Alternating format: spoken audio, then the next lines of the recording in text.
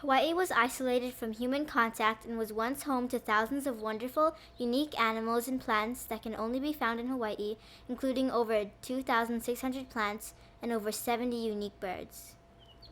Many of them are now extinct or endangered, making Hawaii the endangered species capital of the world, mostly due because of disease, poaching, deforestation, loss of habitat, lack of a source of food, non-native predators, competition from invasive species, and human impact. How did this happen, and how can we protect what's left? Because of our human interference, more than half of the amazing species that are native or endemic to the Hawaiian Islands are gone.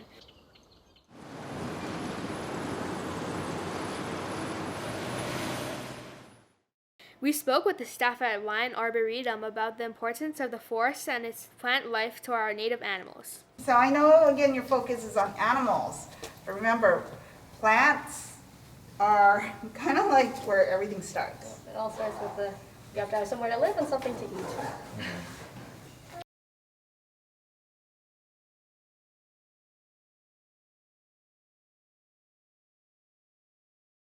Why do you think that protecting native and endangered species is important? Protecting native and endangered species is important for a variety of reasons. For global biodiversity, it's important to preserve as many of these species as we can because they have a right to live on this earth just like we do as humans. But many of these species also provide habitat for animals, they provide us with ecosystem services, they may provide us with medicine and food, but they act as habitat for many native animals as well. So it's important to preserve the plants if we want to preserve the animals.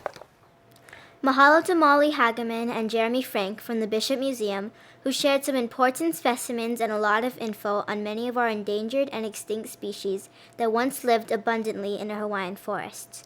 A group of finches that were from Asia came to Hawaii and evolved into 59 different species, including birds that specialize in bugs, flowers, and seeds. Most of these birds are now extinct or critically endangered and have been forced out of their natural habitats by humans.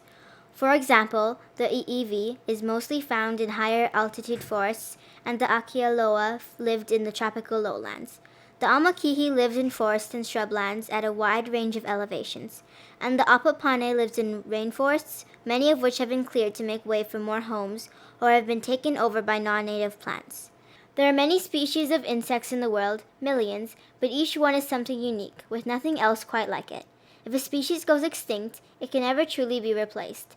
This is a problem for the environment because species do not exist alone, but are instead interconnected to each other through relationships like predation, pollination, and herbivory. When one species goes extinct, this event also affects other species and can cause their populations to drop or even go extinct as well. The key to a healthy ecosystem is balance between species so that the ecosystem as a whole is healthy, even if some interactions are harmful, such as predators eating plant eaters and controlling their population. What is your film about?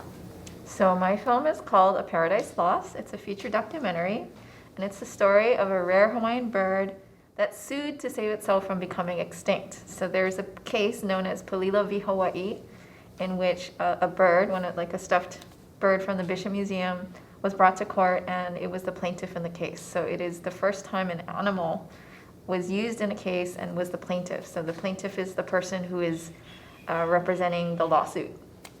And so this animal was representing all of the birds that were being lost in 1979. And so I'm animating the story and telling it from the bird's perspective. So obviously I can't interview the bird because it's a stuffed specimen, but I'm using animation so it can tell people it's a story of when it lived. So it was originally collected in 1893 by a really well-known collector. And then it was brought to the Bishop Museum and it was turned into a specimen. And then in 1979, it was taken out of storage and then taken to the courtroom. And it was literally physically at the courtroom where the plaintiff would normally sit. And so it talks about the journey of this case, because this case ended up going on for 40 years. How can normal people like us be aware of these native plants and animals? Well, really, I think it's all about education, and the best way to learn something is to actively participate in it. So I would say volunteering with any of the conservation organizations in the state is a great way to do that. Every facet of our ecosystem is dependent on many other parts being healthy. There are several things we can do to help protect our native plants and animals to ensure not just their survival, but the survival of our interwoven ecosystem. Simple choices and actions can harm or help, so think carefully as you act. One of the most important things we can do to help native species is to preserve their habitats. Every species has traits that make it suited to live in its particular environment.